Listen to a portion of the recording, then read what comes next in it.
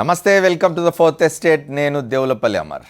కాపుల కోసం అలుపెరగని పోరాటం చేస్తున్న ముద్రగడ దీక్ష ఇప్పుడు 12వ రోజుకు చేరుకున్నది. అరెస్ట్ చేసిన అందరినీ విడుదల చేసేంత వరకు తాను దీక్ష విరమించేది లేదని ముద్రగడ ఇప్పటికే స్పష్టం చేశారు. కిర్లంపూడిలోనే ముద్రగడ దీక్ష విరమిస్తారనే మాట మాత్రం అది. ఏ క్షణమైనా కిర్లంపూడికి ముద్రగడను తీసుకెళ్లొచ్చు. కాపుల పోరాటం ఇవాళ మా డిస్కషన్ టాపిక్. ఇందులో పాల్గొనేందుకు మనతో వైఎస్ఆర్ కాంగ్రెస్ పార్టీ అధికార ప్రతినిధి మాజీ శాసనసభ్యులు అంబటి రాంబాబు స్టూడియోలో ఉన్నారు. వారితో మాట్లాడదాం. కాలర్స్ కూడా వారికి ఫోన్ చేసి మాట్లాడవచ్చు.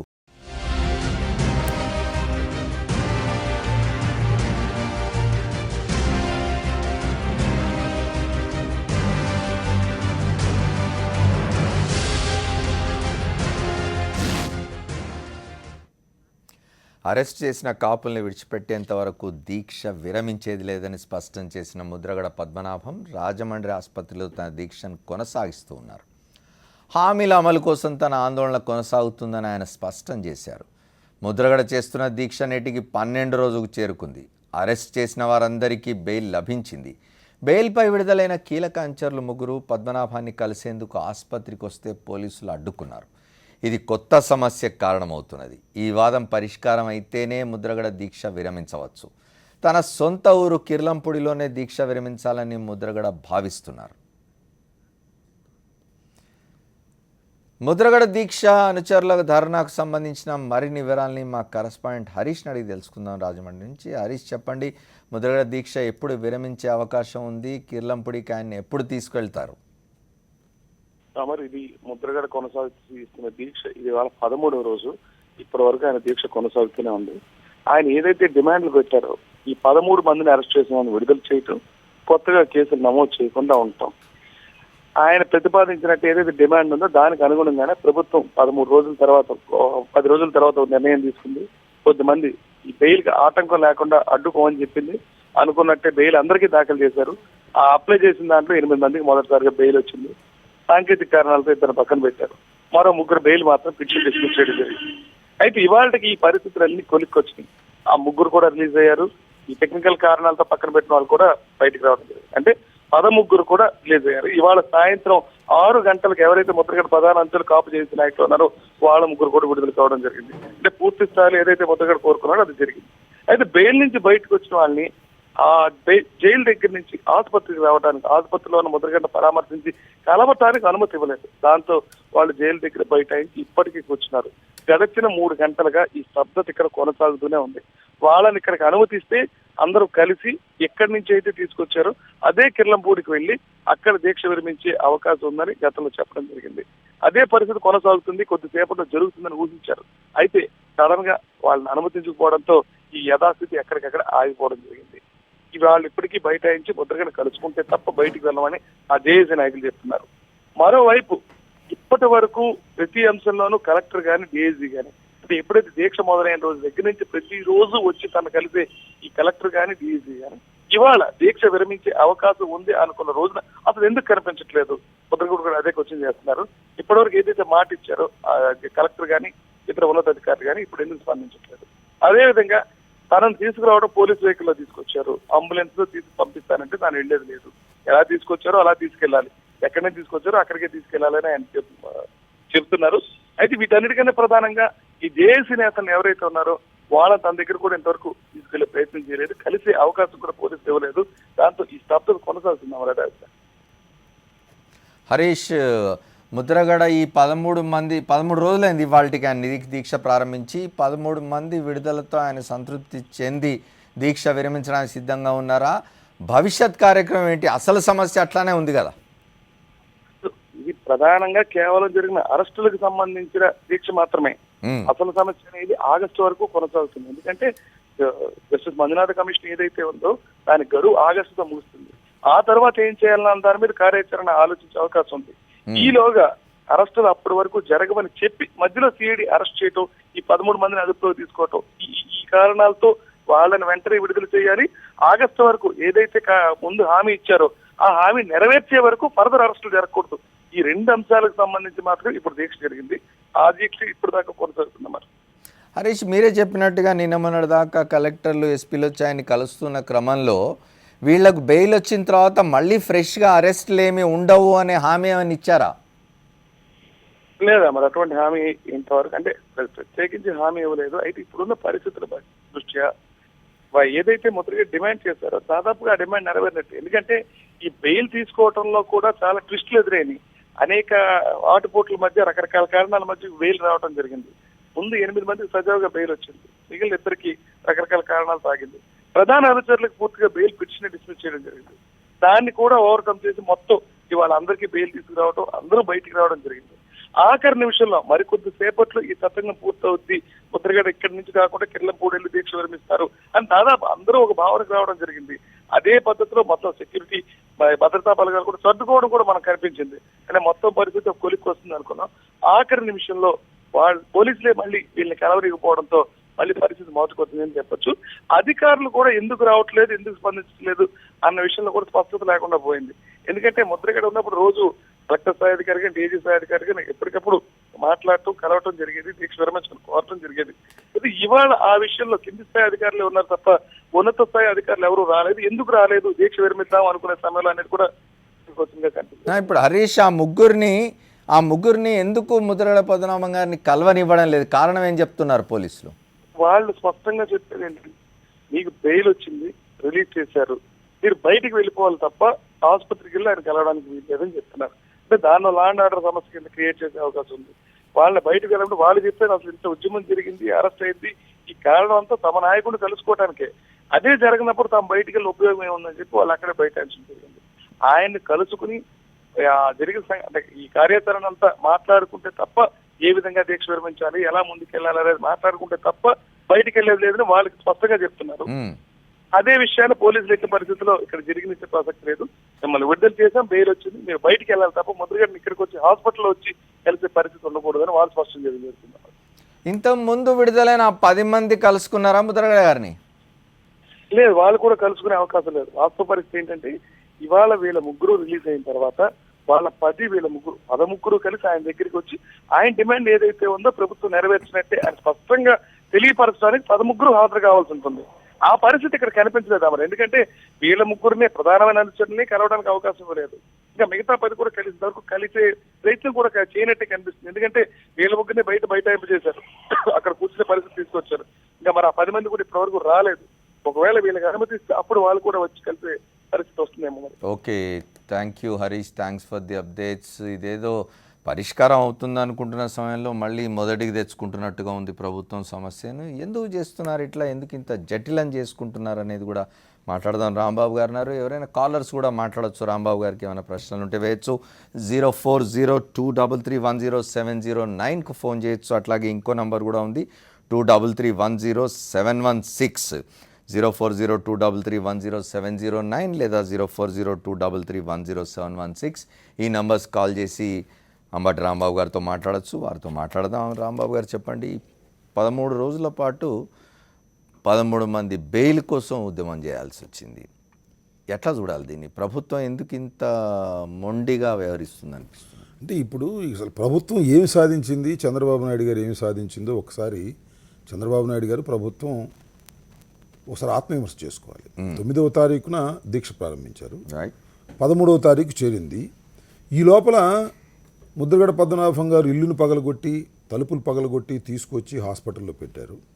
ఇంతవరకు ముద్రగడ పద్మనాభం కుటుంబాన్ని మ్యాన్ హ్యాండిల్ చేశారు, చిత్రహింసలకు గురి చేశారు. ఒక విధంగా చెప్పాలంటే ప్రభుత్వమే కిడ్నాప్ చేసినట్టుగా ఉంది. ఎందుకంటే ఇంతవరకు ఆ 13 రోజుల తర్వాత ముద్రగడ పద్మనాభం గారు ఏ స్వరూపంలో ఉన్నాడో, ఎలా ఉన్నాడో ఎవరికి తెలియదు. డాక్టర్స్ తెలుసు, పోలీస్ ఆఫీసర్లకు తెలుసు తప్ప ఎవ్వరికి తెలియదు. ఇంత రహస్యంగా అట్టిపెట్టవలసినటువంటి అవసరం ఏంటో నాకైతే అర్థం కాల. భారతదేశ చరిత్రలో ఎప్పుడైనా ఒక నిరాహార దీక్ష చేసేటటువంటి వ్యక్తిని ఇంత రహస్యంగా అట్టిపెట్టవలసినటువంటి పరిస్థితి ఎందుకు వచ్చిందండి, నాకు అర్థం కాలేదు.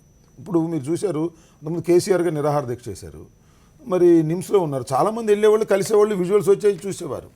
ఎందుకు ఈ రకమైన నిర్బంధాన్ని ఇక్కడ పెట్టారో ఇంతవరకు అర్థం కానటువంటి పరిస్థితి. దానికి సమాధానం కూడా ప్రభుత్వం చెప్పడం లేదు. ప్రధానంగా మీడియా చాలా స్వేచ్ఛగా వెళ్ళేది. మీడియా ఎక్కడికైనా వెళ్ళేవాళ్ళు, విజువల్స్ తీసుకునేవాళ్ళు, వచ్చేవాళ్ళు. మీడియా వెళ్ళడానికి వీల్లేదు, వార్తలు చెప్పడానికి కూడా వీల్లేదు.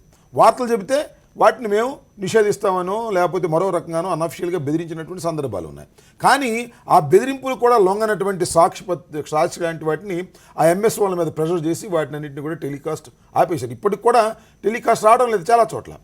ఇంత నిర్బంధించవలసినటువంటి అవసరం ఒక ఉద్యమ నాయకుడి మీద ఎందుకు వచ్చిందో, ఏమి సాధించారో చంద్రబాబు నాయుడు గారు ఒకసారి ఆలోచించుకోవాల్సిన అవసరం ఉంది. పైగా ఈ నిరాహార దీక్ష ముదగడ పద్మనాభం గారు సడన్గా ప్రారంభించింది. ఎందుకంటే ఆ మధ్యన ముదగడ పద్మనాభం గారు వచ్చి అందరినీ కలిసి వెళ్ళారు. కలిసి వెళ్ళి ఆగస్టు తర్వాత ఉద్యమాన్ని ఉధృతం చేస్తామన్నారు. ఈ కలిసి వెళ్ళిన తర్వాత చంద్రబాబు నాయుడు గారి ప్రభుత్వం దీనిలో ముద్దాయిలుగా ఉన్నటువంటి వారిని అరెస్ట్ చేసేటటువంటి ప్రక్రియ ప్రారంభించింది. ఏమిటి దానికి ప్రొవొకేషన్ ఏంటి అంటే వీళ్ళందరినీ కలిసి వెళ్ళి ఆగస్టులో ఉద్యమం చేయబోతున్నారు కాబట్టి, ఇది నా ఊహ, చేయబోతున్నారు కాబట్టి ముందే వీళ్ళని అణిచేద్దాం అని అరెస్ట్ చేయడానికి పాల్గొన్నారని నేను అనుకుంటున్నాను. పైగా చిత్రమైన విషయం అంటే ఫిబ్రవరి 9వ తారీఖున కూడా ఒక నిరాహార దీక్ష విరమింపజేశారు. ఆ రోజున అచ్చెన్నాయుడు గారు, మరి కళా వెంకట్రావు గారు వీళ్ళందరూ వెళ్ళారు. వెళ్ళిన రోజున స్పెసిఫిక్గా ఆయనకు హామీ ఇచ్చారు. ఏమని? ఫర్దర్గా అరెస్టులు ఉండవు, ఆగస్టు లోపల మిమ్మల్ని బీసీలో చేర్చే ప్రక్రియ పూర్తి చేస్తామని ఇచ్చిన దరిమిలానే ఆయన నిరాహార దీక్ష విరమింపజేశారని పత్రికల్లో కూడా వచ్చాయి, వాళ్ళు కూడా అంగీకరించారు. మరి ఎందుకు వాళ్ళని అరెస్ట్ చేశారు, ఎందుకు ఈ కార్యక్రమం చేశారు అనేది అర్థం కాక అరెస్ట్ చేసినప్పుడు చిత్రమైన విషయం అమర్ గారు, ఆ రోజున పాలకొల్లో అరెస్ట్ చేసిన వాళ్ళ దగ్గరికి వెళ్ళి మీరు నన్నైనా అరెస్ట్ చేయండి, వాళ్ళైనా వదిలిపెట్టమన్నారు. మేము అరెస్ట్ చేయమని ఇంటికి తీసుకొచ్చి ఇంటికాడ కూర్చోబెట్టారు. ఇంటికాడ దిగిలిపోయి నిరాహార దీక్ష చేస్తుంటే మేము అరెస్ట్ చేస్తామన్నారు. మీరు అరెస్ట్ చేయడానికి వీలేదు, అరెస్ట్ చేస్తే నేను మందు తాగుతాను అన్నాడు. కానీ అయినా మేము అరెస్ట్ చేస్తామని తలుపులు పాల్గొట్టి అరెస్ట్ చేశారు. అరెస్ట్ చేయమన్నప్పుడేమో అరెస్ట్ చేయలేదు, అరెస్ట్ చేయొద్దు అంటే తలుపులు పాల్గొట్టి అరెస్ట్ చేశారు. ఇప్పుడు నిరాహార దీక్ష విరమిస్తాను అంటే నువ్వు ఇంటికి వెళ్ళి విరమించడానికి వీల్లేదు అనేటువంటి మాట మాట్లాడుతాడు. ఇదేమిటంటే నాకు అర్థం కాదు. 13 మందిని విడుదల చేశారు. సరే, ఏదో బెయిల్ ప్రాసెస్ పెట్టారు, ఆ 13 మందిని విడుదల చేశారు. 10 మంది రిలీజ్ అయిన తర్వాత ఇప్పటికైనా మీరు విరమించినారు, లేదు ఆ ముగ్గురు వచ్చిన తర్వాతే నేను విరమిస్తాను, వాళ్ళు నేను చూసిన తర్వాత నేను విరమిస్తాను, నేను వెళ్ళి కిర్లంపూడిలోనే విరమిస్తానని చెబితే దానికి అధికారులందరూ అంగీకరించారు. ఎస్పీ అంగీకరించాడు, డిఐజీ అంగీకరించాడు, కలెక్టర్ అంగీకరించాడు. అంగీకరించబట్టే కదా ఇంత పెద్ద కేసుల్లో బెయిల్స్ వచ్చింది. పీపీలు ఎక్కడ అబ్జెక్ట్ చేయకోకుండా బెయిల్ పిటిషన్ పడేయగానే ఇచ్చేశారు, మంచిదే. మరి దీనికి కంక్లూజన్ ఎండ్ ఉండాలి కదండి. ఎండ్ లేకుండా అరెస్ట్ చేసిన వాళ్ళని వదిలేసి మీరు ఆయన దగ్గరికి వెళ్ళడానికి వెళ్ళి ఆయన చూడటానికి వీలేదు. ఏంటి చూస్తే ప్రమాదం? ఇది ఒక హెరాస్మెంట్ చేస్తున్నారు. చాలా ప్రమాదకరమైనటువంటి ధోరణిలో ప్రభుత్వం దీన్ని ట్యాకిల్ చేసింది. ఇది ప్రజాస్వామ్యంలో ఒక ప్రభుత్వం ఒక నిరాహార దీక్ష చేస్తున్నటువంటి వ్యక్తి మీద ఈ రకమైన ట్యాకిలింగ్ నేను ఎప్పుడు చూడలేదు, భారతదేశ చరిత్రలోనే ఎప్పుడు జరగలేదు. ఇదేదో ఒక హింసావాదులు లేదంటే ఒక టెర్రరిస్టులు లేదా పాకిస్తాన్ నుంచి వచ్చి ఇక్కడ ఉండి చేసే వాళ్ళ మీద ఏ విధంగా ప్రభుత్వాలు వ్యవహరిస్తాయో ఆ విధంగా వ్యవహరిస్తే ఎలాగా నాకు అర్థం కాలేదు. ముదగడ పద్మనాభం గారు ఏమన్నా ప్రమాదకార్య? కాకపోతే కాస్త మొండి పట్టుదల గలవాడు, దానిలో ఏ విధమైన సందేహం లేదు. ఇవాళ ఆ మొండి పట్టుదల వల్లనే ఆయన అనుకున్న సాధించగలిగాడు అనేది అందరూ అనుకుంటున్నటువంటి అంశం.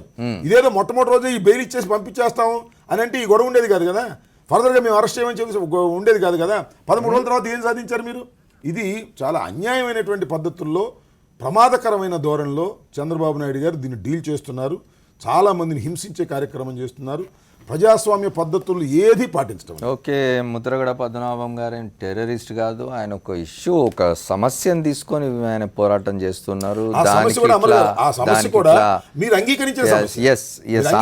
ప్రభుత్వం ఆమోదించిన సమస్య అది. దానికి సంబంధించి మాట్లాడదాం. కిర్లంపూడి నుంచి ముద్రగడ పద్మనాభం గారి స్వగ్రామం కిర్లంపూడి నుంచి శేఖర్ అనే అతను మీతో మాట్లాడుతూ అంటాడు. చెప్పండి శేఖర్ గారు. నమస్తే సార్. అమర్ గారు నమస్తే అండి. నమస్తే, చెప్పండి సార్. రాంబాబు గారు ఉన్నారండి? మాట్లాడుతున్నాను శేఖర్ గారు, చెప్పండి. నమస్తే సార్. రాంబాబు గారు, మాది కిర్లంపూడి అండి. బహుశా మీకు టీవీ రావట్లేదేమో. మాకు ప్రజెంట్ మా కిర్లంపూడిలో ఎటువంటి ప్రాబ్లం లేదండి. అంటే మాకు సమాచారం, ఒకవేళ ఉన్న సమాచారం ఇవ్వడానికి సమాచారం తెలియటం లేదు కదండి. ఏమండి? హలో, ఒకసారి మాకు సాక్షి ప్రసారాలు వస్తున్నా సార్, ఆర్జ్ చేశారండి, చాలా రోజుల వరకు ఆర్జ్ చేశారండి సార్ సమాచారం. ఓకే, ఇప్పుడు ఏదో వస్తుందండి. Okay okay okay. ప్రస్తుతం కిర్లంపూడి ఉన్న పరిస్థితి అంటే నిజంగా మాది కిర్లంపూడి కూడా కాదండి, ఇది పాకిస్తాన్ పూడి ఆ పేరు పెట్టే దిశగా ఉందండి మాది, మా ఊరు. శేఖర్ గారు, అది అర్థమవుతుందండి, మీకే కాదు బయట ఉన్న చూసే వాళ్ళ మాకు కూడా అర్థమవుతుంది. అది కిర్లంపూడి అనేది ఒక నిర్బంధంలో ఉన్నటువంటి గ్రామం లాగా అర్థమవుతా ఉంది. అక్కడ ఇక్కడ సమాచారం అందదు, అక్కడ ఎవరు వెళ్ళడానికి వీల్లేదు, పోలీసులు బందోబస్తు విపరీతమైన. నాకు తెలిసి కిర్లంపూడిలో ఉన్న జనాభా కన్నా పోలీసులు ఎక్కువ మంది ఉన్నారేమో నాకు అనుమానం. క్వశ్చన్ అడగండి రాంబాబు గారిని. మా జనాభా ఎంతటి మంది, మాకు ఇక్కడ ఉన్న స్ట్రెంత్ ఎంతమంది, పోలీసులు ఎంతమంది? అదే కాకుండా ఇది ఒక ముద్రగడ పద్మనాభం గారు చేసినటువంటిది అయితే మాత్రం కాదండి. మొత్తం మాకు ఈ రోజు యావత్ కాపు యువత యొక్క తాలూకా బాధ ఆయన పడుతున్న ఆవేదన అండి. Okay okay okay. దాని నుంచి ప్రతిపక్ష నేతగా మీరందరూ కూడా సపోర్ట్ చేస్తూ బాగా మీరు ఎవరికైనా సపోర్ట్ చేస్తారా, మీడియా ప్రకారంగా సపోర్ట్ చేస్తారన్నా సరే ఇది ఒక నిరంకుశ పాలన కింద మొత్తం గవర్నమెంట్ కూడా ఒక ఈ సాక్షి ప్రచారం ఆచరణ జరిగిందండి. ఎవరు ఓకే, శేఖర్ గారు మీరు చెప్పింది మాకు అర్థమైంది. మేమందరం చాలా గట్టిగా సపోర్ట్ చేస్తున్నాం ఈ ఉద్యమాన్ని. జగన్మోహన్ రెడ్డి గారు కూడా దీనికి మద్దతు పలికారు. దాంతో పాటుగా మేము కూడా మద్దతు పలుకుతున్నాం. వైఎస్ఆర్ కాంగ్రెస్ పార్టీ మొత్తంగా కూడా ఈ సమస్యను పరిష్కరించాలనే ఉద్దేశంతో ఈ ఉద్యమానికి మేము మద్దతు పలికాం. ఇంకా ముందు కూడా పలుకుతాం. ఓకే, మనం కాలర్ చెప్పారు కిల్లంపూడి పరిస్థితి చెప్పారు. కిల్లంపూడి కాదు, ఇది పాకిస్తాన్ లాగా ఉంది, మా పాకిస్తాన్ పరిస్థితి పొడి ఇక్కడ లాగా ఉందంట. పాకిస్తాన్ పొడి లాగా ఉంది అంటున్నారు. ఒకటి చెప్పండి రాంబాబు గారు, ఇప్పుడు ఇవాళ సరే ఈ 13 మందిని ఇవాళ ఆసుపత్రిలో కలవనియారు ముద్రగడ పద్మనాభం గారిని అనుకుందాం. వారి ఇంటికి వెళ్ళిపోయి దీక్ష విరమించినాక రేపటి నుంచి అయితే ఆయన అందరూ వచ్చి కలుసుకోవచ్చా, లేక అక్కడ కూడా ఏమైనా ప్రతిబంధకాలు ఉండబోతున్నాయి? ఎలా చెప్పగలుగుతాం సార్? ఇప్పుడు నాకు తెలిసి వారి కుటుంబంలో ఉన్న వారి అందరి ఆరోగ్య పరిస్థితి చాలా భయంకరంగా ఉంది సార్. నేను అప్పుడప్పుడు ఒకళ్ళిద్దరు వెళ్ళి వచ్చిన వాళ్ళతో నేను మాట్లాడుతున్నాను. ముఖ్యంగా ముద్రగడ పద్మనాభం గారి ఆరోగ్య పరిస్థితి చాలా తీవ్రమైనటువంటి ప్రమాదంలో ఉన్నది. అయినా ఆయన కొనసాగిస్తున్నాడు. ఆయన్ని చూస్తే ప్రజలు ఎమోషనల్ ఫీల్ అవుతారేమోనని భయపడుతున్నారు. అందువల్లే చూపించుకోకుండా చేసే ప్రయత్నం చేస్తున్నారు. సరే, ముద్రగడ పద్మనాభం గారు నిరాహార దీక్ష విరమించిన తర్వాత అయినా కిర్లంపూడిలో వారిని కలుసుకోవడానికి ప్రజలకు అవకాశం ఇస్తారా ఎవరో తెలియదు. మీడియా పీపుల్ కలుసుకోవడానికి అవకాశం ఇస్తారో తెలియదు. దానిలో అస్పష్టంగా ఉన్నది. మొత్తం ఇప్పటికి కూడా పోలీస్ బలగాలు ఈస్ట్ వెస్ట్ గోదావరిలో మోహరించి ఉన్నాయి. ఇవాళ అదనంగా కూడా దిగాయంట. కారణం ఏంటో తెలియదు. ఈ ముగ్గురిని విడుదల చేసిన తర్వాత శుభ్రంగా ఆయన దగ్గరికి తీసుకువెళ్ళి ఆయనతో పాటు కలిపి మీరు కిర్లంపూడి పంపించండి, కిర్లంపూడిలో నిరాహార దీక్ష విరమిస్తారు. ఇది జరగడానికి వీలేదనే ధోరణిలో ఉంటున్నారు. నాకు ఎందుకు ప్రభుత్వం దీన్ని మరింత కాంప్లికేట్ మొండి పట్టుదల చంద్రబాబు నాయుడు గారు, మొండి పట్టుదల చంద్రబాబు నాయుడు గారు. నేను అనుకోవడం అంటే దీనివల్ల రాజకీయంగా వారికి ఏమన్నా లబ్ధి ఉందా? నేను అనుకోవడం చంద్రబాబు నాయుడు గారు వ్యక్తిగతంగా ఏమైనా తీసుకున్నారేమోనని అనిపిస్తాం. ఎందుకంటే ముద్రగడ పద్మనాభం గారు కొన్ని మాటలు మాట్లాడారు. ఏది చంద్రబాబు నాయుడు గారు మోసగారని, ఇంతకుముందు నన్ను మోసం చేశాడు, అబద్ధాలు ఆడాడు, ఇవన్నీ అంట వల్ల వ్యక్తిగతంగా తీసుకుని ఉంటే ఉండవచ్చు. అందువల్ల ఏమన్నా తీసుకున్నారేమో అనుకున్నా. ఒకటి. రెండోది ఈగో ఫీలింగ్. నా మీద ముద్రగడ పద్మనాభం నిరాహార దీక్ష చేసి విజయం సాధించాడని జనం ఏమన్నా అనుకుంటారేమో అనేటువంటి ఒక ఈగో. ఇప్పుడు ఇచ్చిపుచ్చుకునే ధోరణి ఉండాలి. ఇప్పుడు ఇంతకుముందు అనేక సందర్భాల్లో రాజకీయాలు అట్లా కదా, అనేక సందర్భాల్లో నిరాహార దీక్షలు జరిగాయండి. జరిగితే చర్చల ద్వారా ఏదో ఒక పరిష్కార మార్గాన్ని కనుగొని విరమింపజేశారు. పక్షంలో ఉండి చంద్రబాబు నాయుడు గారు కూడా స్వయంగా నిరాహార దీక్షలు చేసినారు. ఎందుకు అక్కడ దాకా ఎందుకు? ఈ ముద్రగడ పద్మనాభం గారు నిరాహార దీక్ష చేస్తున్న సమయంలో కూడా కిర్లంపూడి వెళ్ళి ఆయనకు మద్దతు పలికి వచ్చినటువంటి పెద్ద మనిషి. నేనేది ఏంటంటే పట్టు విడుపులు అనేది ప్రభుత్వానికి చాలా అవసరం. ముద్రగడ పద్మనాభం గారి కన్నా ప్రభుత్వానికి చాలా అవసరం ఉంటాయి. ఎందుకంటే ప్రభుత్వం ఒక చట్టబద్ధంగా ఏర్పడింది. ముద్రగడ పద్మనాభం గారు మొండిగా పట్టుదల పడితే పట్టి ఉండొచ్చు.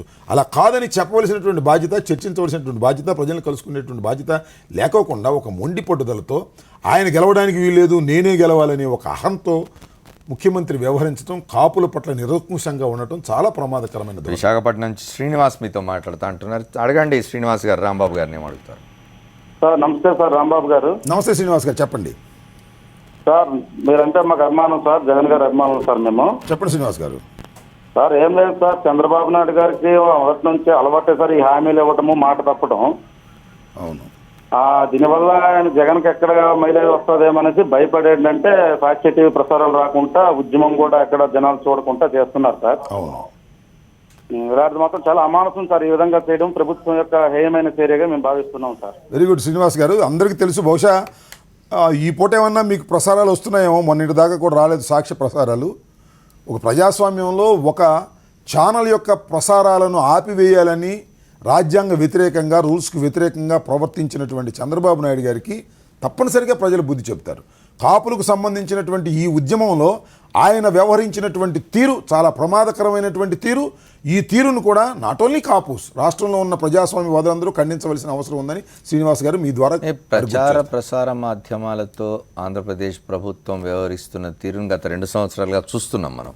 ఇటు తెలంగాణలో కూడా కొన్ని జరిగినాయి, ఆంధ్రప్రదేశ్లో కూడా కొన్ని జరుగుతున్నాయి. ప్రెస్ కౌన్సిల్ ఆఫ్ ఇండియా లాంటి సంస్థలు కూడా ఇన్వాల్వ్ కావాల్సిన పరిస్థితి వచ్చింది. దాని గురించి మాట్లాడదాం. ఈలోగా ఆంజనేయులు హనుమాన్ జంక్షన్ కృష్ణా జిల్లా నుంచి మీతో మాట్లాడతా అంట. ఆంజనేయులు గారు. హలో ఆంజనేయులు గారు, చెప్పండి సార్. నమస్తే సార్, అంబటి రాంబాబు గారు. నమస్తే, చెప్పండి ఆంజనేయులు గారు.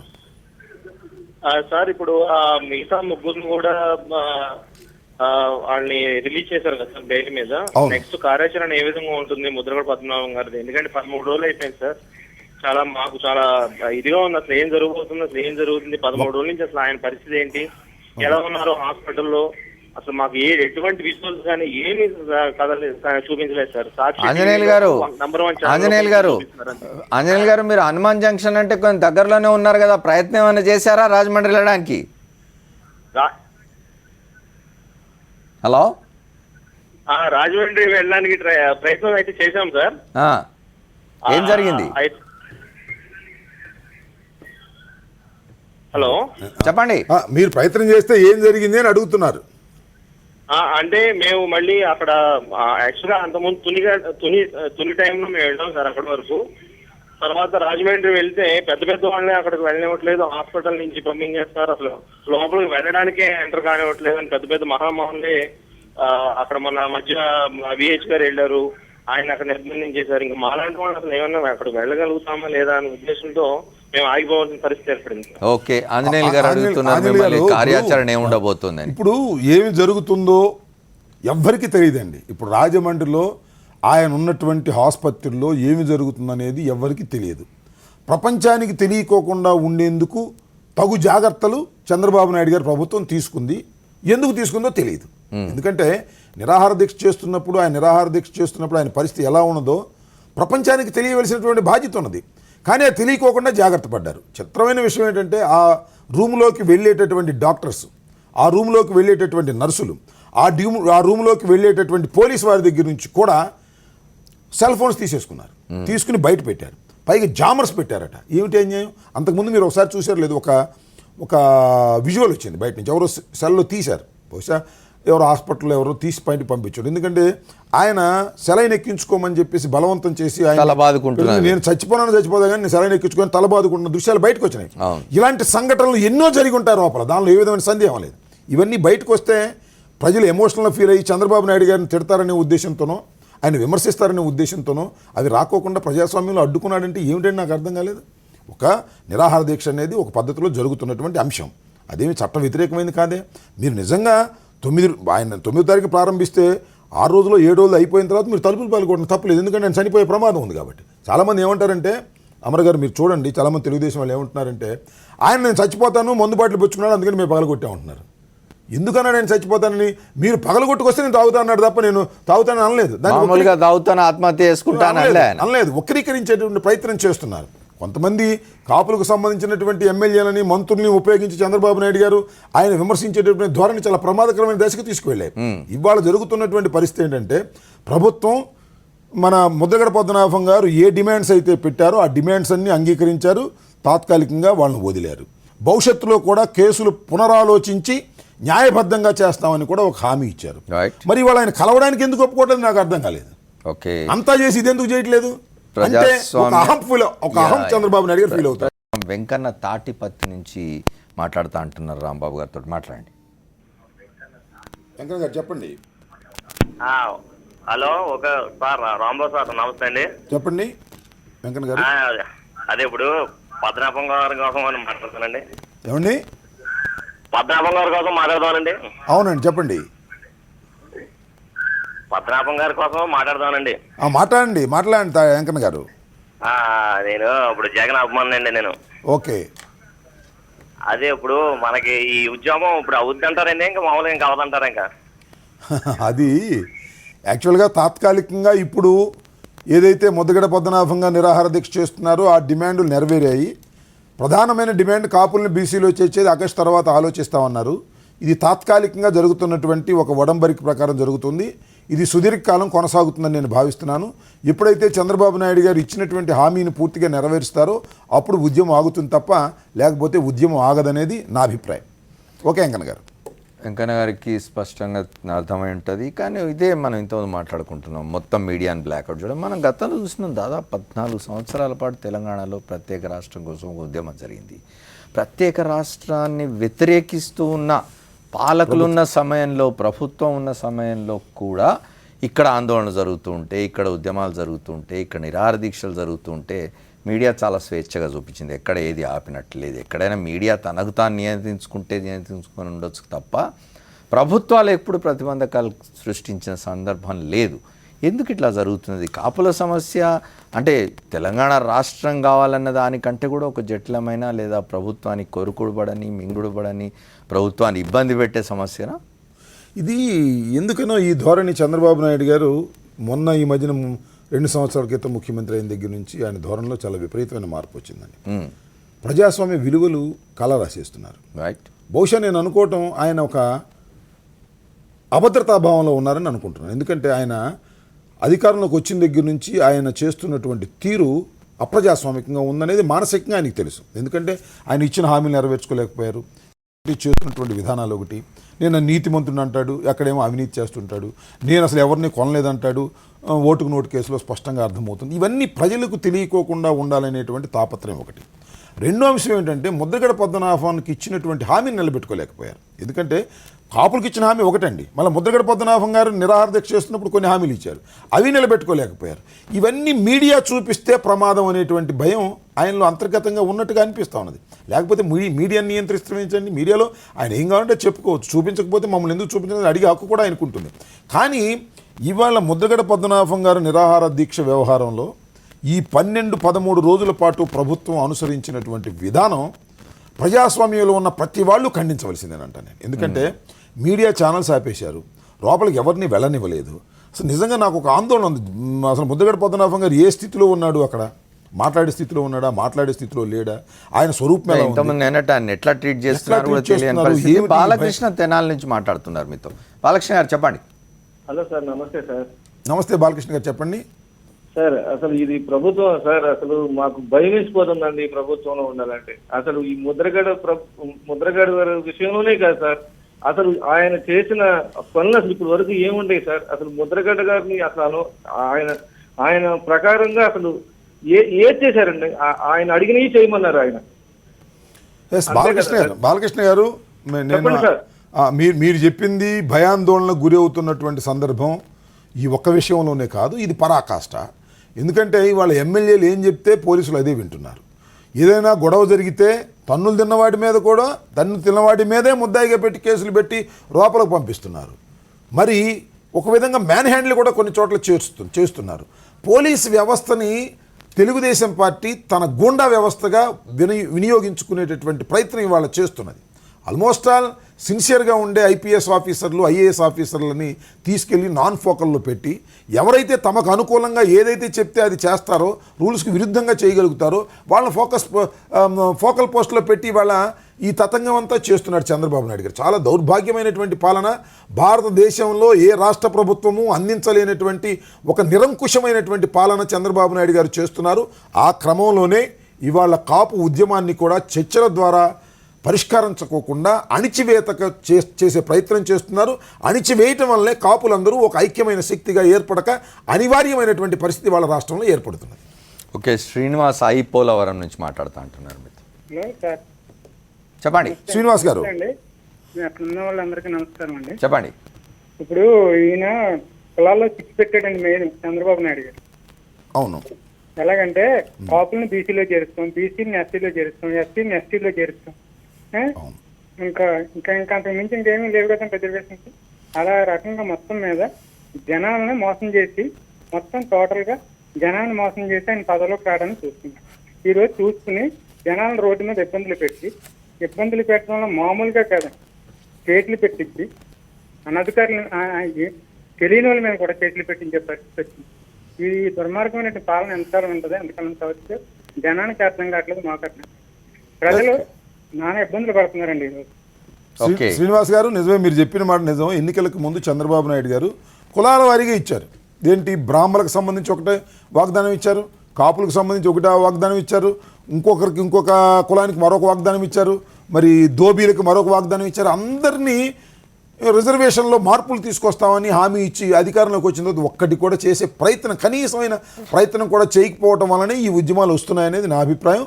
ఖచ్చితంగా ఉద్యమాలు చేయవలసిందే. ఏదైతే హామీ ఇచ్చారో హామీని నిలబెట్టుకోవడం కోసం ఐక్యంగా పోరాడవలసినటువంటి బాధ్యత, హక్కు ప్రతి కులానికి ఉంటుందనేది నా అభిప్రాయం. దానికి సంబంధించి ఏ ఉద్యమం జరిగినా వైఎస్ఆర్ కాంగ్రెస్ పార్టీ తప్పనిసరిగా కాపులకనే కాదు, రేపు బీసీలో ఒక ఉద్యమం చేయమనండి, లేదు బ్రాహ్మిన్స్ ఒక ఉద్యమం చేయండి, ఇచ్చిన హామీ నిలబెట్టుకోకపోతే, లేదు దోబీలో ఒక ఉద్యమం చేయమనండి, ఖచ్చితంగా వారందరికీ కూడా వైఎస్ఆర్ కాంగ్రెస్ పార్టీ కాపులకు ఏ విధంగా అండగా ఉన్నదో వారికి కూడా తప్పనిసరిగా వైఎస్ఆర్ కాంగ్రెస్ పార్టీ అండగా ఉంటుంది. ఓకే, రాంబాబు గారు మీతో విస్సన్నపేట నుంచి జయకర్ మాట్లాడుతూ అంటున్నారు. జయకర్, అడగండి మీ ప్రశ్న. సార్ నమస్తే సార్. నమస్తే జైకర్ గారు. సార్ రాంబాబు గారు అట్లాగే అమర్ గారు కూడా నా నమస్కారాలండి. నమస్తే, చెప్పండి. సార్ అంటే పత్రికల పైన ఇట్లాంటి జులుం ప్రదర్శించడం, లేకపోతే పత్రికలను ఇలా ఉక్కుపాదంతో అణిచివేయడం అనేది తెలుగుదేశం ప్రభుత్వానికి కొత్త కాకపోవచ్చు అండి. అది చరిత్ర తెలిసి మీ అందరికీ తెలిసి ఉండొచ్చు, కానీ కొంతమందికి తెలియకపోవచ్చు. పింగళి దశరథరామ్ గారిని తమకు వ్యతిరేకంగా వార్తలు రాసినందుకు నడి రోడ్డు మీద నరికి చంపి పత్రికా స్వాతంత్ర్యాన్ని హత్య చేసినటువంటి చరిత్ర ఉన్నటువంటి తెలుగుదేశం సార్. ఈ పింగళి చైతన్య గారితో మీరు కూడా పనిచేసి ఉంటారు సార్ టీవీ9 లో. వారు కూడా టీవీ9 నుంచి తర్వాత నిష్క్రమించాల్సిన పరిస్థితి వచ్చింది. ఇంకా కొన్ని అంశాలు సార్ చాలా ఇప్పుడు జూన్ కాదు, మన హిట్లర్ గారి కన్నా చంద్రబాబు నాయుడు గారికి చాలా దగ్గర పోలికలు ఉన్నాయండి. వారి జన్మదినం కూడా ఒకటే. అటువంటి నిరంకుశమైనటువంటి పాలన. కాకమ్మ రెక్కలను రాబందుకు తొడిగి అని ఒకసారి ఒక చర్చలో రాంబాబు గారితో నేను మాట్లాడానండి. ఇప్పుడు కేవలం అచ్చంగా ఏంటంటే కాకమ్మ అంటే కాకి బంధు వస్తున్నాడని అరుస్తుందండి. ఓకే, కానీ ఇక్కడ కాకమ్మ అనేది కాకమ్మ. నో మీరు let us not go into the caste this thing అండి. మీరు అడిగే ప్రశ్న ఏదో అడగండి స్ట్రైట్ గా. ఒక నిమిషం సార్. ఒక నిమిషం, ఒక ప్రశ్న సార్. కర్నూలులో మనం ఆంధ్రప్రదేశ్, మన ఆంధ్ర రాష్ట్రం విభజన జరిగినప్పుడు కర్నూలులో మనం ప్రభుత్వ పరిపాలన కొనసాగించడానికి మనకి ఏమీ లేవు. అప్పుడు టెంటల్లో చేశాం. కానీ ఇప్పుడు విభజన జరిగినప్పుడు మనకు 10 ఏళ్ల పాటు తాత్కాలిక రాజధాని హైదరాబాద్ ఉండగా ఇప్పుడు అంత అత్యవసరంగా అద్దెలు చెల్లించి ఇక్కడ లోటు బడ్జెట్ లో ఉన్నటువంటి రాష్ట్రంలో అది విపరీతమైనటువంటి స్క్వేర్ ఫీట్ 30 రూపాయలు నవ్విపోదురుగాక నాకే సార్ ఇది. పాయింట్. మనం ఒక సమస్య గురించి మాట్లాడుతున్నాం, మీరు ఇంకొక ప్రధాన సమస్య ప్రస్తావించారు, దాని గురించి కూడా మాట్లాడతారు రాంబాబు గారు. జైకర్ గారు ఏమంటారంటే చంద్రబాబు నాయుడు గారికి పత్రికా స్వాతంత్రం మీద విశ్వాసం లేనిది గత చరిత్ర పింగళి దశరథరాముని హత్య చేసిన చాలా సందర్భాల్లో ఉంది. కానీ అయ్యింది, కానీ కొద్దిగా తెరచాటు ఉండేది. చంద్రబాబు నాయుడు నాకు కాదు అని అనుకునేవారు. కానీ ఇవాళ మీరు చూసినట్లయితే ఈ రాష్ట్రంలో ఎవరైనా జర్నలిస్టు, ఈ రాష్ట్రంలో ఎవరైనా టీవీలో మాట్లాడే యాంకర్స్ కానీ లేదా ఉద్యోగం చేసేవాళ్ళు కానీ ఎవరైనా ప్రభుత్వానికి ఇబ్బంది పెట్టేటటువంటి చర్చలు చేసే వాళ్ళ మీద ఆ మేనేజ్మెంట్ మీద ఒత్తిడి తీసుకొచ్చి వాళ్ళని తీసేస్తారా లేదా, లేకపోతే మీ ఛానల్స్ ఆపేయాలా అనేటువంటి మాటలు మాట్లాడి కొన్నిసార్లు అయితే ఒక ఛానల్ పేరు చెప్పడం సమంజసం కాదు. కానీ ఆంధ్ర రాష్ట్రంలో ఉన్న 13 జిల్లాలలో 6 నెలల పాటు 4 నెలల పాటు ఆ ఛానల్ రాకోకుండా నివారించినటువంటి ఘనత చంద్రబాబు నాయుడు గారు. మరి ఆయన ఎలా ముఖ్యమంత్రి అయ్యాడో, ఇన్ని సంవత్సరాలు ఎలా ప్రజానాయకుడిగా ఉన్నాడో నాకైతే అర్థం కాలేదు. ఒక ప్రజాస్వామ్య పద్ధతుల్లో ఉండేటటువంటి వ్యక్తులే గౌరవిస్తారు తప్ప ప్రజాస్వామ్యాన్ని చాలా బహిరంగంగా మాట్లాడుతున్నారు వాళ్ళు. ఒక ఆర్గనైజేషన్ పేరు తీసుకొని ఆర్గనైజేషన్ మేము నడవనివ్వం, దాన్ని ఆపేసామని సాక్షాత్తు హోంమంత్రి, డిప్యూటీ సీఎం అని రిమ్మకాయల చినరాజప్పే చెప్తూ ఉన్నారు. నేను అమర్ గారు నేను మాట చెప్తాను. ఇవాళ కోర్టులో సాక్షికి సంబంధించిన కేసు వస్తే దానిలో ఏమి సమాధానం చెప్పింది ప్రభుత్వం వైపు నుంచి? మేము ఎంఎస్ఓలను పలానా ఛానల్స్ ఆపమని ఏ విధమైనటువంటి హుకుము జారీ చేయలేదు, మేము అడగలేదు, మేము ఒత్తిడి చేయలేదు అని చెబితే దాన్ని మీరు అఫిడవిట్ ఫైల్ చేయమని చెప్పి వాయిదా వేశారు. ఇదే హోంమంత్రి గారు ప్రభుత్వం తరపున మేము ఆపాము సాక్షి ఛానల్ని, మేము హోంమంత్రి గారు బయట ఉంది కదా కోర్టు, ముద్రగడ పద్మనాభం గారి నిరాహార దీక్ష అయ్యేంత వరకు సాక్షి రాదు అని ఒక మాట అంటాడు. ఏమిటి ఈ తారతమ్యాలు నాకు అర్థం కాదు. ఇంత కాంట్రడిక్షన్స్ చాలా దౌర్భాగ్యంగా ఉందండి. పరిస్థితులు ఎంత ఘోరంగా ఉన్నాయంటే ప్రజాస్వామ్య విలువలు, రూల్స్, రెగ్యులేషన్స్ ఎవరికి లేవు. మంత్రులు ఇష్టం వచ్చిన మంత్రులు మాట్లాడతారు, ముఖ్యమంత్రి గారు ఇష్టం వచ్చిన ముఖ్యమంత్రి గారు బెదిరిస్తారు. ఎవరన్నా ఏమన్నా మీరు హామీ ఇచ్చారుగా అంటే మీకు ఇచ్చానా, ఏమైనా నీకు ఇచ్చానా, ఎవరికి ఇచ్చానా అంటే ముఖ్యమంత్రి అంతటి వాడు ఒక విలేకరిని దబాయిస్తుంటే ఏం చేస్తాడు బాబు? సర్లేని తప్పుకుపోయేటటువంటి పరిస్థితి. ఇలా ఏదో ఒక విధంగా దబాయించుకుని పోలీసుల రక్షణలో, పోలీసుల యొక్క అండదండలతో పరిపాలన చేయాలని అనుకుంటే మాత్రం ప్రజాస్వామ్యంలో ఇది బట్టగట్టేది కాదు. ఇది మీడియా మీద ఆంధ్రప్రదేశ్ ప్రభుత్వం చేస్తున్న జులుం సంబంధించి ప్రెస్ కౌన్సిల్ ఆఫ్ ఇండియా కూడా కనీసం 2-3 సందర్భాల్లో జోక్యం చేసుకొని మొట్టికాయలేయాల్సి వచ్చింది ఆ ప్రభుత్వానికి. ఆ విషయాలు కూడా మాట్లాడుతున్నారు. ఇప్పుడు లక్ష్మణరావు అరవపాలెం నుంచి ఈస్ట్ గోదావరి జిల్లా అని మాట్లాడుతూ అంటున్నారు. మాట్లాడండి, అడగండి, ఏమడుగుతారు. నమస్తే లక్ష్మణరావు గారు, చెప్పండి. నమస్తే అండి రాంబాబు గారికి, అమర్ గారికి నమస్తే, చెప్పండి. సార్ రాంబాబు గారు మిమ్మల్ని ఒక అడిగినాం సార్. ముద్రగడ పద్మనాభం గారు 13 రోజుల నుంచి దీక్ష చేస్తున్నారండి. అవునండి. ఇప్పటి వరకు వీడియోలో కానీ ఏ ఛానల్లో కానీ అసలు చూపిస్తలేదు. అవును. ముద్రగడ్డ వారు వల్ల వాళ్ళకి ఏదో భయం అన్నది ఉందండి తెలుగుదేశం పార్టీ. అవును. ఎందుకంటారండి, ఇప్పుడు కాపులకి రిజర్వేషన్ ఇచ్చే ఉద్దేశం ఉంటే వాళ్ళు ఈ రకంగానే అరెస్టులు చేయరు. ఎందుకంటే మేము మా గ్రామం నుంచి ఇవాళ తెలుగుదేశం పార్టీ ఓటేసి మేము ఇబ్బంది పడుతున్నాం. ఎందుకు వేసామా తెలుగుదేశం పార్టీని బాధపడే పరిస్థితి వచ్చింది. మీరు ఎగ్జాంపుల్ చెప్తున్నాను సార్, ఈస్ట్ వెస్ట్ గోదావరి జిల్లాలో పవన్ కళ్యాణ్ గారి దృష్టిలో పెట్టి కాపులు అన్న వ్యక్తులు తెలుగుదేశం పార్టీ ఓటేశారు. 34 నియోజకవర్గాలకి 29 నియోజకవర్గాలు తెలుగుదేశం పార్టీకి రావడం జరిగింది. కానీ ఇప్పుడు ఆ పరిస్థితి ఉండదు.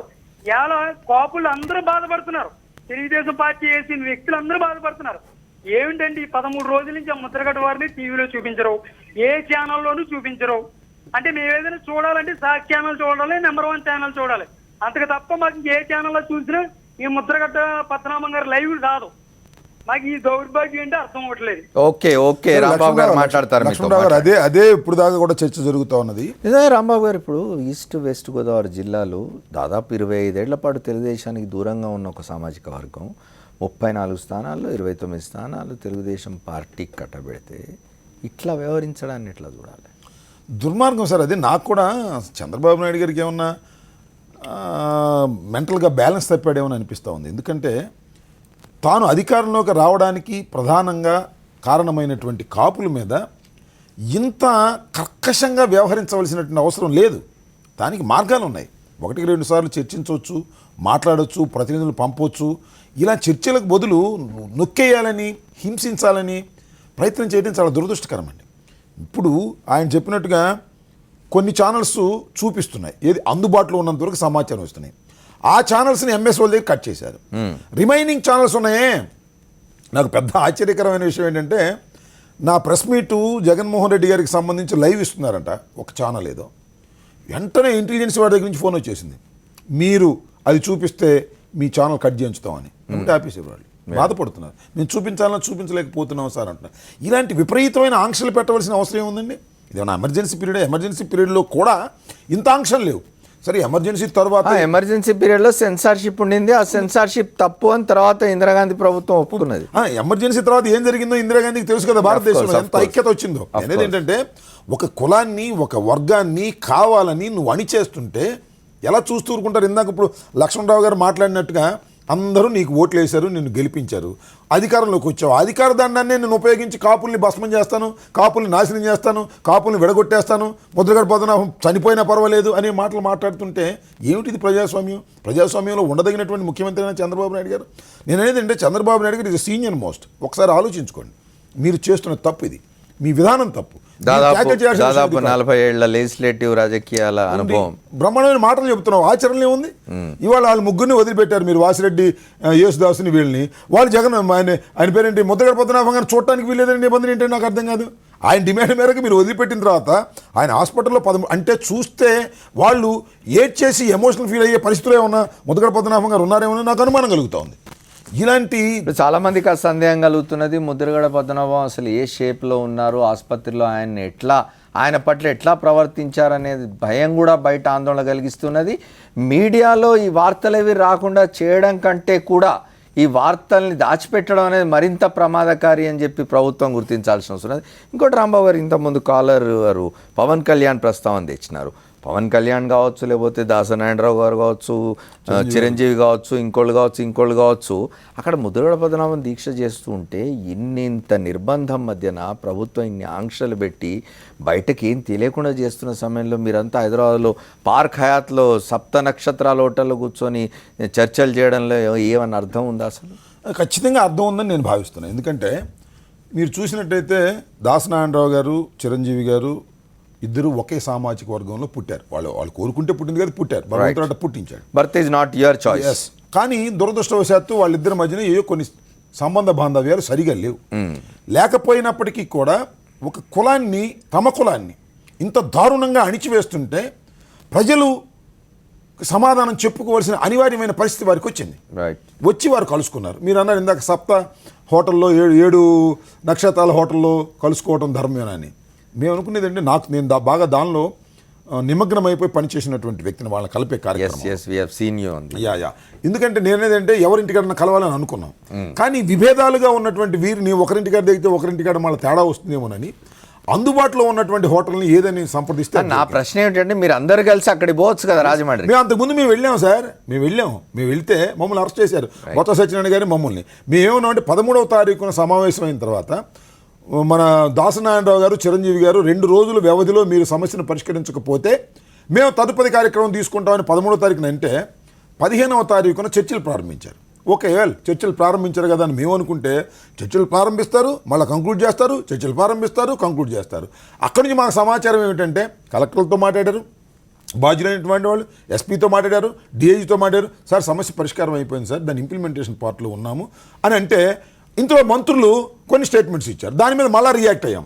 మేము కూడా ఏదైనా స్టేట్మెంట్ ఇవ్వటం కానీ అందరం కలిసి, లేదా మేమందరం కలిసి అక్కడికి వెళితే కానీ సమస్య మరింత జటిలమవుతుందేమో, ప్రభుత్వం అధికారులు ఎస్పీ డిఐజీ వీళ్ళందరూ కలిసి సమస్యను పరిష్కరించారు అనేటువంటి భావంతో మేము ఉన్నాం. లేకపోతే తప్పనిసరిగా చిరంజీవి గారు, దాసనారాయణ గారు మేమందరం వెళ్ళాలనేటువంటి ప్రపోజల్ ఉన్నప్పటికీ కూడా శాంతి భద్రతకు విఘాతం కలిగించిన వాళ్ళం అవుతామేమో, మనం రెచ్చగొట్టిన వాళ్ళం అవుతామేమో, మంత్రులు ఒక పక్కన రెచ్చగొడుతున్నారు అనేటువంటి ఉద్దేశంతో వెనకడికి వేయడం జరిగింది తప్ప వెళ్ళకూడదనే ఉద్దేశం కానీ. ఓకే, రాంబాబు గారు తూర్పుగోదావరి జిల్లా నుంచి నాగమణి గారు మాట్లాడుతూ అంటున్నారు మీతో. మాట్లాడండి. చెప్పండి. అదే అండి, పద్మనాభం గారిని హాస్పిటల్లో పెట్టారా, కిడ్నాప్ చేశారా అండి? ఏమి అసలు చంద్రబాబు నాయుడు మడిచా అండి? ఓకే, అసలు ఈ అనుమానాలు చాలా మందిలో ఉన్నట్టున్నాయి. అసలు ఎట్లా ఉన్నాడు నాగమణి గారు? ఇప్పుడు నాకు తెలిసి నాగమణి గారు లాంటి మహిళల యొక్క హృదయాలు రగులుతూ ఉన్నాయి. చంద్రబాబు నాయుడు గారు నిజంగా ముద్రగడ పద్మనాభం అనేటువంటి వ్యక్తి ఒక ఇచ్చిన హామీని నెరవేర్చమని డిమాండ్ చేస్తూ కాపు సమాజం కోసం నిరాహార దీక్ష చేస్తున్నటువంటి వ్యక్తిని కిడ్నాప్ చేశారా, లేకపోతే నిరాహార దీక్ష భగ్నం చేయడానికి ప్రయత్నం చేశారా అనేటువంటి ఆవేదన ఆ మహిళల్లో కలుగుతూ ఉందంటే చంద్రబాబు నాయుడు గారు ఎంత ఘోరంగా క్రూరంగా వ్యవహరిస్తున్నాడో ఒకసారి ఆలోచి. ఏదో ఆయన ఇంటెలిజెన్సీ చెప్పినట్టు వింటే చాలా పొరపాటు. ప్రజలు ఏమనుకుంటున్నారో తెలుసుకోవాల్సినటువంటి బాధ్యత ముఖ్యమంత్రి గారికి ఉంది. ముఖ్యమంత్రి గారు చేసినటువంటి ధోరణి కానీ, మాట్లాడుతున్నటువంటి ధోరణి కానీ, వ్యవహరిస్తున్నటువంటి ధోరణి కానీ చాలా కాపు సమాజానికే కాదు, ప్రజాస్వామ్యంలో ఉన్నటువంటి ప్రతి వ్యక్తులని బాధపడే విధంగా ఆయన ప్రవర్తిస్తున్నాడు. ఇది చాలా బాధాకరమైన విషయం. ఇప్పటికైనా ముద్రగడ పద్మనాభం గారిని ప్రపంచానికి చూపించవలసినటువంటి బాధ్యత ఈ ప్రభుత్వం మీద ఉన్నది. ఇక్కడ చెప్పండి రాంబాబు గారు, సమయం కూడా తక్కువగా ఉంది మనకు. ఇప్పుడు పవన్ కళ్యాణ్ ప్రస్తావన వచ్చింది. 2014 ఎన్నికల ముందు మీరు చూసినారు, అటు నరేంద్ర మోదీతో ఇటు పవన్ కళ్యాణ్తో పొత్తు పెట్టుకొని వాళ్ళందరినీ తీసుకొని వెళ్ళి గెలవడం కోసం ఇచ్చిన హామీలతో పాటు ఆయన చేసిన ప్రయత్నాలు, చంద్రబాబు నాయుడు గారు చేసిన ప్రయత్నాలు మనం చూసినాం. తర్వాత కాలంలో అవసరం అనుకున్నప్పుడల్లా పవన్ కళ్యాణ్ను వేదిక మీదకి తీసుకురావడం, మళ్ళీ వెనక్కి తీసుకోవడం, ఇట్లా జరుగుతూ వచ్చింది. ఎందుకు పవన్ కళ్యాణ్ చంద్రబాబు నాయుడు గారి చేతుల్లో ఆడుతున్నారా, లేక పవన్ కళ్యాణ్ ఈ సమస్యను పట్టించుకోవడం లేదా, ఆయన దృష్టికి సమస్య పోవడం లేదా? ఇంత తీవ్రమై ఇవాళ అసలు ముద్రగడ పద్మనాభం ఉన్నాడా లేదా, ఉంటే ఎక్కడున్నాడో, ఆసుపత్రిలో ఉన్నాడా లేదా, ఆయనకు చికిత్స జరుగుతుందా లేదా అనే అనుమానం ఇవాళ మొత్తం సమాజంలో నెలకొని ఉన్నప్పుడు పవన్ కళ్యాణ్ లాంటి వ్యక్తి ఎవరైతే ఇన్స్ట్రుమెంట్లో ఆ రోజున ఆయన తెలుగుదేశం పార్టీ విజయానికి ఆయన ఎందుకు మాట్లాడలేదు? ఇప్పుడు పవన్ కళ్యాణ్ గారు మాట్లాడకపోవటం అనేది కొద్దిగా సమాజంలో పెద్ద ప్రశ్నగా మిగిలిపోయింది. నిజంగా మాట్లాడాలి ఇప్పుడు, ఎందుకంటే ఇది చాలా కీలకమైనటువంటి సమయం. ఎందుకంటే తెలుగుదేశం పార్టీని గెలిపించడానికి ఇందాక ఎవరో ఒక కాలర్ అన్నట్టుగా కాపు సమాజాన్ని చంద్రబాబు నాయుడు గారికి ఓట్లు వేసే విధంగా నడిపించడానికి పవన్ కళ్యాణ్ గారు చాలా గట్టిగా కృషి చేసినటువంటి వ్యక్తి. ఒక విధంగా చెప్పాలంటే పవన్ కళ్యాణ్ గారి వల్లనే చంద్రబాబు నాయుడు గారు ఈ రోజున అధికారంలోకి వచ్చాడనేది చాలామంది నమ్ముతున్నటువంటి అంశం. ఇంకొక అంశం ఏంటంటే ఇంత ఇగోగా ఫీల్ అవుతున్నటువంటి ముఖ్యమంత్రి, తిరుగులేనటువంటి అధికారాన్ని చలాయించినటువంటి ముఖ్యమంత్రి సహితం పవన్ కళ్యాణ్ గారి ఇంటికి వెళ్ళి బతిమలాడి దోకలోకి తెచ్చుకున్నాడు. ఆయన దొరక్కపోతే ఆయన వెనకాల కలవడానికి ఇష్టం లేకపోయినా వెనకే వెళ్ళాడు, ఒప్పించుకున్నాడు, తెచ్చుకున్నాడు, విజయం సాధించాడు. ఇక్కడ చాలామంది ప్రశ్న ఏమిటంటే పవన్ కళ్యాణ్ గారు ఇప్పుడు వచ్చి మాట్లాడవలసినటువంటి బాధ్యత ఉన్నది అని అంటున్నారు. అది నేను కూడా దాన్ని సపోర్ట్ చేస్తాను. కానీ పవన్ కళ్యాణ్ గారు ఎందుకు రావడం లేదంటే ఆయన తరచుగా మాత్రమే వచ్చేటటువంటి అలవాటు ఉంది.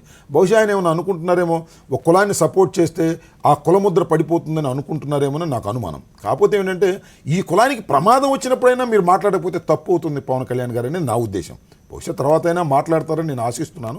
ఆయన త్వరలోనే ఒక రాజకీయ పార్టీకి మరింత బలంగా ముందుకు వస్తానని ప్రకటిస్తున్నటువంటి ఆయన కులముద్ర వేసుకోవడానికి భయపడుతున్నారేమోనని నాకున్నటువంటి సందేహం. ఏది ఏమైనా ఇవాళ సమాజంలో తన కులానికి ప్రమాదం వచ్చినప్పుడు, తన కుటుంబానికి ప్రమాదం వచ్చినప్పుడు, తన వర్గానికి ప్రమాదం వచ్చినప్పుడు, తన రాష్ట్రానికి ప్రమాదం వచ్చినప్పుడు, తన ప్రాంతానికి ప్రమాదం వచ్చినప్పుడు స్పందించకపోతే తప్పు అవుతుందనేటువంటి విషయాన్ని కూడా పవన్ కళ్యాణ్ గారు గమనించాలని, ఆయన స్పందించాలని, ఒక అన్యాయం జరుగుతున్న ప్రజాస్వామ్య విరుద్ధంగా జరుగుతుంది, కాపులకు బీసీలో చేర్చకపోవడం పక్కన అట్టుపెట్టి ప్రజాస్వామ్యబద్ధంగా జరగవలసినటువంటి నిరాహార దీక్షని నిరంకుశంగా కర్కశంగా అణిచివేయడానికి చంద్రబాబు నాయుడు గారి పోలీసు బలగాలు ప్రవర్తిస్తున్నటువంటి తీరుని ఖండించవలసినటువంటి ఆవశ్యకత అయితే మాత్రం పవన్ కళ్యాణ్ గారి మీద మరింత ఎక్కువగా ఉంది. చిరంజీవి గారి మీద కన్నా, దాసనారాయణ గారి మీద కన్నా ఎక్కువ ఉందని నేను అనుకుంటాను. రైట్. కృష్ణా జిల్లా నుంచి అబ్బులు మాట్లాడుతూ అంటున్నారు మీతో. అబ్బుల్ గారు మాట్లాడండి.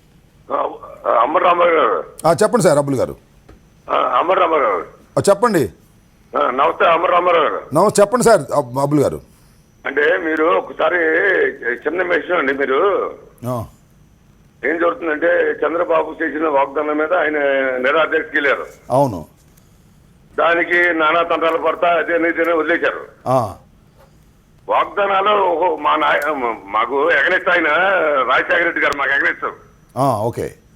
అయితే రెండే వాగ్దానాలు చేశారు రెండోసారి గెలిచినప్పుడు. అవును. కరెంటు, బియ్యం. అవును. అలాంటి మహానాయుడు గురించి చెప్పలేండి మీరు. మీ పార్టీ నాయకులు దొంగ అబద్ధాలు చేసిన నాయకుడి గురించి మాట్లాడతారు. రెండు వాగ్దానాలు చేశారు ఆయన. సరే అబ్బుల్ గారు, మీరు చెప్పింది బాగానే ఉంది, మేము ఒప్పుకున్నాగా. 2 వాగ్దానాలు చేశాడు, అమలు చేశాడు. ఈయన 100,000 చేశాడు, ఒక్కడు కూడా అమలు చేయలేదని అబ్బుల్ గారు ఆవేదన. శభాష్, మేము చెప్పాల్సింది మీరే చెప్పారు. చాలా సంతోషం అబ్బుల్ గారు.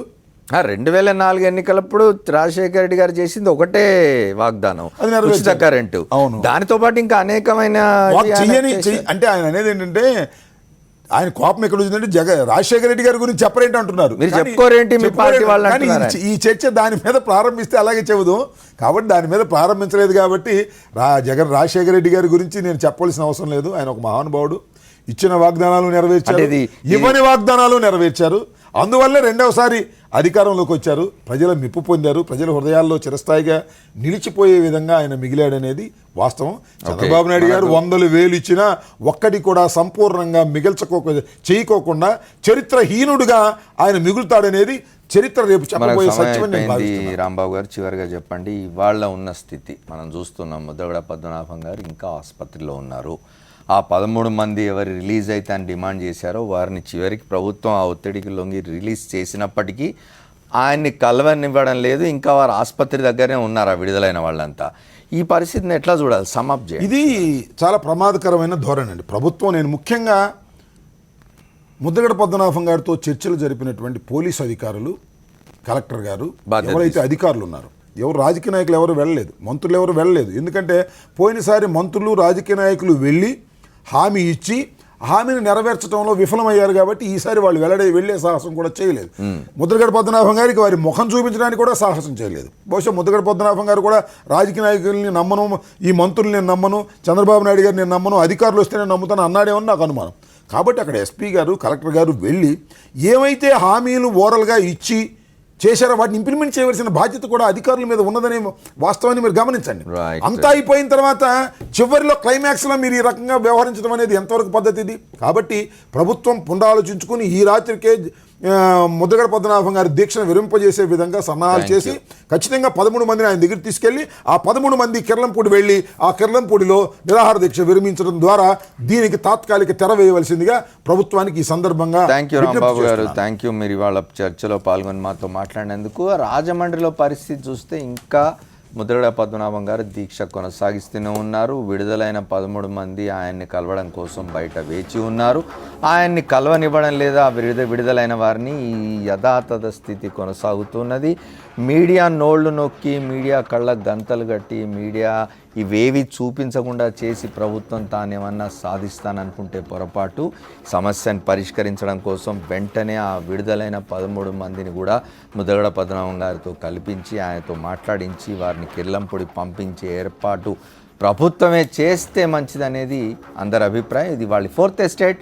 రేపటి 4th ఎస్టేట్లో మళ్ళీ కలుద్దాం. State Yoon to Sakshi. This is Amar signing off.